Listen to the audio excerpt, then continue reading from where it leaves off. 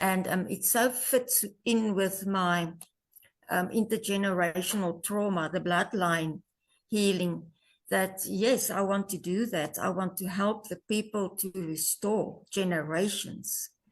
And because we are the fourth generation, well, anything from 40 upwards, we are the fourth generation since in South Africa, the Anglo-Boer War, the World War I, World War II, and in South Africa, the border war.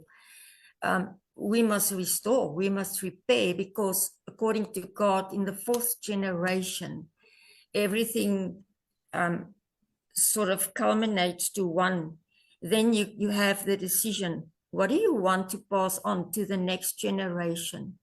And if we do not stand in the gap, if we do not build the bridge, repair the broken walls like Nehemiah did, then whatever can come through will carry on to the next generations, and then it will become set into cement.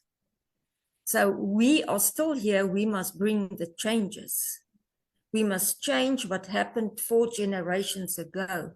We must change what we give to the next generations. That's our children and their children.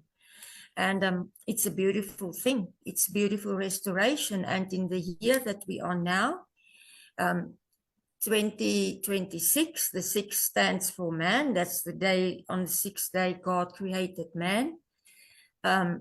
So he's so with us here. He wants us to recreate, to rebirth, to realign with him. I think it's just, we were born for a time as such as this, and we must do it.